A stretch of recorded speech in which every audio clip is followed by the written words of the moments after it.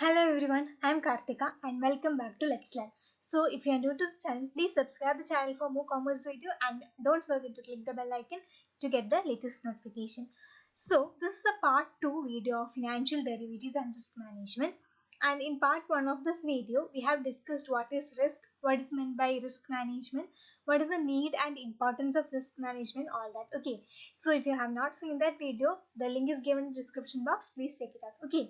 So in this video, we'll be focusing on derivatives. So we'll be discussing what is derivative, its characteristics, then what are the types of derivatives, then about financial derivatives and derivative market. Okay, so let's start the video.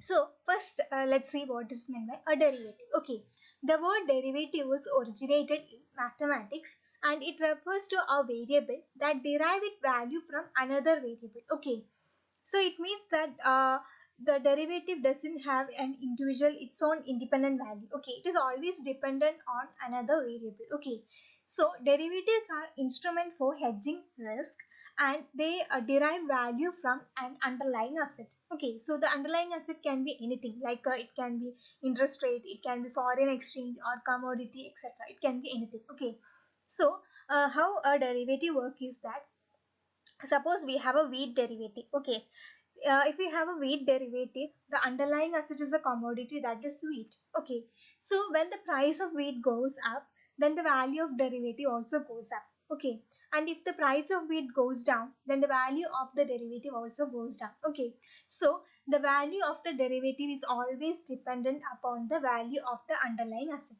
Okay, so that is a derivative, and derivative market is a market where derivatives are traded. Okay, is that clear till now? So now let's see what are the main characteristics of a derivative. Okay, first thing, it doesn't have an independent value. It is always dependent on the underlying asset. Okay, second one, no independent value. Third, we have it have a predefined period. Okay, so derivative is always for a predetermined period. Okay, it will be like a contract which will be for a future period, so it will be a specific time period. Then the contract fulfillment is very much necessary. Then it is an instrument for hedging risk and it has a minimal initial investment to be made and it is an off balance sheet instrument. Okay, and it is always traded on secondary market. Okay, so it is considered as a secondary market instrument. Okay, it has not no like first issue, it is not sold in a primary market but it is traded in a secondary market. Okay, see these are the main characteristics of a derivative. Now let's see what are the types of a derivative. Okay, so the types of derivative can be classified into three as on the basis of nature of payoff, on the basis of underlying asset, and on the basis of trading mechanism. Okay, so on the basis of nature of payoff, it is divided into forward contract, future contract, options, and swap. Okay, so what is a forward contract? What is a future contract? What are options and swap? The video on this derivative is already done, so I will give the link to that video in the description box. You can check it out there. Okay, so in this video we will not be covering this forward, future, option and swap because we have already done a elaborative video on that. Okay, so in this video we will be covering the underlying on the basis of underlying asset. It is classified into commodity derivative and financial derivative. So we'll be saying what is commodity derivative and financial derivative. Then on the basis of trading mechanism, it is divided into over the counter and the exchange rate. Okay, so we'll be discussed today in this video we'll be discussing these two things. Okay, so we'll be discussing on the basis of underlying asset and on the basis of trading mechanism, and on the basis of nature of pay, forward, future, option, swap. It is already elaborately detailed in a video, and the video link is given in the description box. You can check it out from there. Okay, so let's see. First one is on the basis of underlying asset. Okay, so on the basis of underlying asset, the derivative is divided into two as commodity derivative as well as financial derivative. So what is a commodity derivative? Here the underlying asset are commodities such as rice, wheat, coffee, oil, rubber, etc. Okay, so when the underlying asset is a commodity, then we call it as a commodity derivative. Okay, so what is a financial derivative? if the underlying asset are financial instruments such as stock, bond, interest rate, etc. So then if the underlying asset is a financial instrument, then we call it as a financial derivative. And if the underlying asset is a commodity, then we call it as a commodity derivative. Okay. So next, on the basis of trading mechanism. On the basis of trading mechanism, derivative can be classified into two. First one is over the counter and second one is exchange traded derivative. Okay. As the name says, over the counter derivatives are those derivatives which are traded outside the exchanges. Okay. So hence when we are trading outside the exchanges, the traders should know each other to sell and buy. Okay, so here the traders will be knowing each other, and these are customized according to the requirement of the buyers and sellers. Okay, that is the buyers and sellers can negotiate as it is done outside the exchange. So that kind of when the derivatives are traded outside the exchanges, then we call it as over the counter derivatives. Okay. And if the derivatives are traded in organized stock exchanges, recognized stock exchanges, then we call it as exchange traded derivative. Okay. Suppose if a derivative is traded in a NSE or BSE, then we call it as a exchange trade derivative. Okay. So these are traded on a regulated exchanges, and the buyer and seller need not know each other because they are selling through a stock exchange. Okay.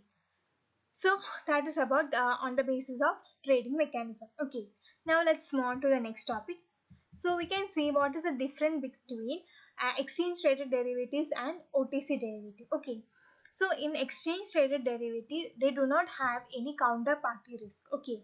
Because they are trading through a recognized stock exchange, so they do not have any counterparty risk. Okay. Then comes in OTC derivatives, over the counter derivative, there will be a counterparty risk. Okay.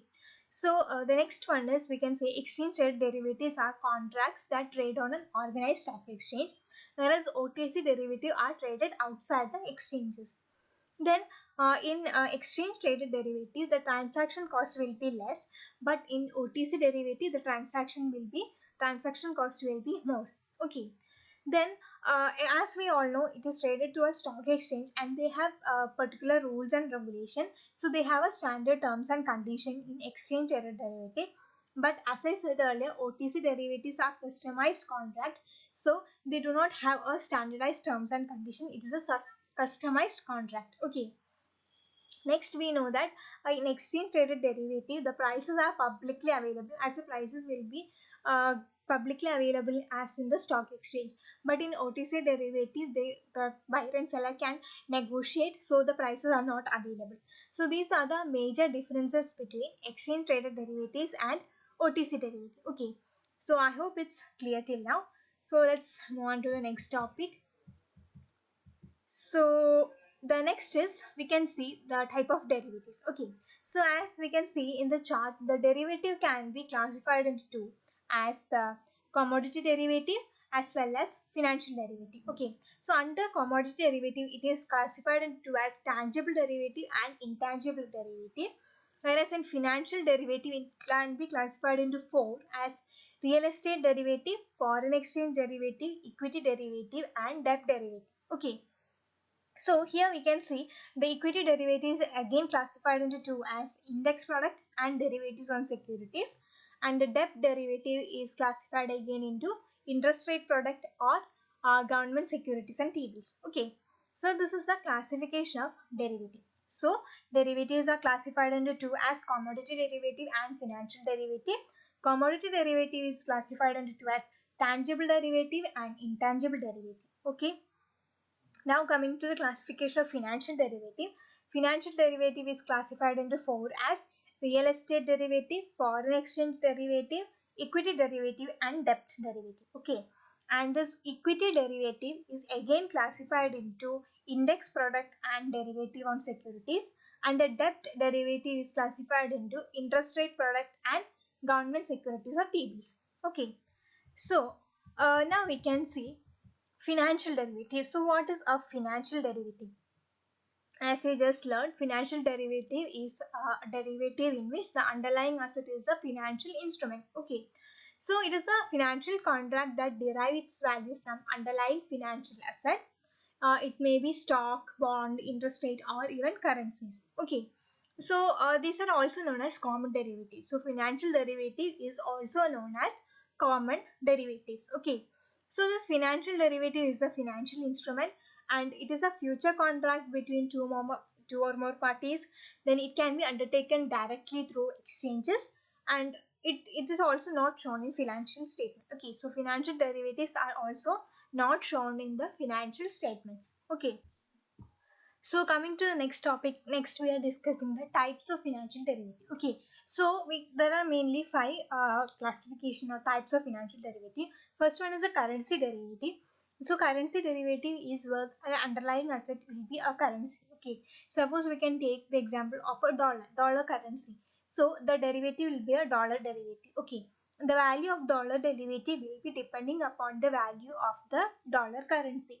If dollar currency goes up, the value of dollar derivative also goes up, and if the value of dollar currency goes down, then the value of dollar derivative also goes down. Okay, so that is currency derivative. Second comes interest rate derivative. So interest rate derivative is when the underlying asset will be a interest rate. Okay, then we have equity derivative. Equity derivative is when the underlying asset is a equity share. Okay, so if the price of equity shares goes up, the value of equity derivative goes up, and vice versa. Then comes stock index. This is derivative where the underlying asset will be a stock index. Okay. Then comes credit derivative where the underlying asset will be credit. Okay. So these are the main types of financial derivative. There are some other types of financial derivatives also, like warrants, leap, basket, and convertibles. Okay, so let's see what each of them means. So first one is a warrant. So warrant is a longer dated option. We can say it's a longer dated option. So it will be like maturity will be like up to 1 year. So if it's like up to 1 year, then we call it as a warrant. Okay. Then second one is a leap. So what is a leap? Leap is long-term equity anticipation security. So LEAP is long-term equity anticipation security. So it is also a type of option, and it has a maturity up to 3 years. Okay, so these LEAPs have a maturity up to 3 years.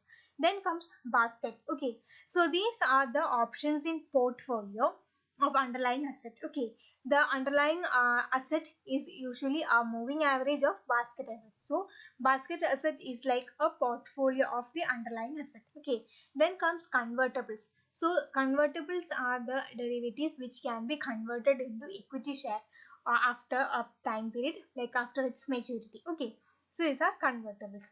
So these are the major types of financial derivatives. Okay, so now let's see what is a derivative market. So I already told you what is a derivative market. So derivative market is a market in which derivatives are traded. Okay, so let's see the importance of a derivative market. Okay, so derivative market increases the volume of transaction as the buyers and sellers can meet more buyers and sellers. Okay, so it will increase the volume of transaction. Second, the derivative market will decrease the transaction cost. So transaction costs are lower. Then the risk of holding underlying asset is lower. Okay, so when we are like derivative is for hedging the risk. Okay, so we are hedging the risk of an underlying asset. So by using derivative market, it helps in uh, decreasing the risk of holding a underlying asset. Okay, then it also increases the liquidity to investors. Okay, that is it is a in a market we can trade whenever we are in need of money. Okay, we can sell it off. So it will increase the liquidity to the investors. And then it leads to faster execution of transaction and also increases savings and investment. Okay, so these are the major importance of a derivative market. Okay, so that's it. So that's all for today. So before concluding, we can just sum up. So first we learned what is a derivative. So derivative is a financial instrument where the value is derived from an underlying asset. Okay, so where these derivatives are traded is known as a derivative market. Okay, so derivative can be classified into as like commodity market as well as commodity derivative as well as financial derivative. Commodity derivative is divided into tangible derivative as well as intangible derivative, and whereas the financial Derivative can be classified as foreign exchange derivative, stock exchange derivative, debt derivative, interest rate derivative. Okay, so like that. Then we also learned that the derivatives can be classified. The types of derivatives can be classified into like three. On the basis of underlying asset, it is classified into forward, future, swap, and option.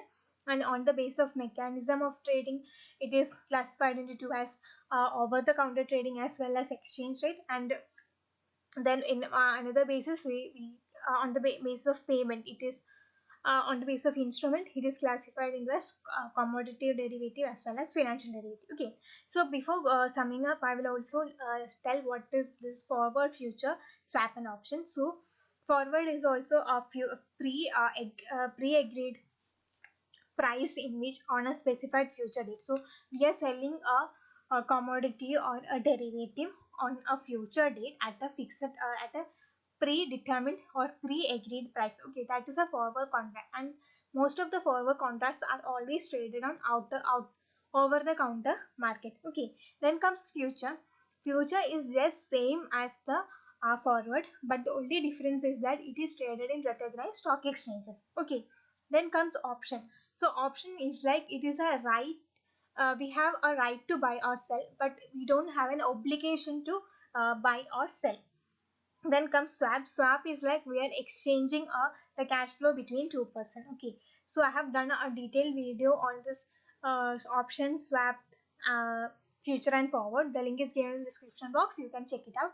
And please also check out the part 1 of this video where we discussed about the risk management. Okay, so I hope it's clear to you till now. If you have any doubt, you can please put it in the comment section below. And if you like the video, give it a big thumbs up and also share this channel to all commerce students you know. And please give your precious feedback under the comment section. And if you have not subscribed to Let's Learn, please subscribe to Let's Learn and click the bell icon to get the latest notification as I'm uploading a commerce video on a daily basis. Okay, so for more commerce videos, keep watching Let's Learn. Thank you.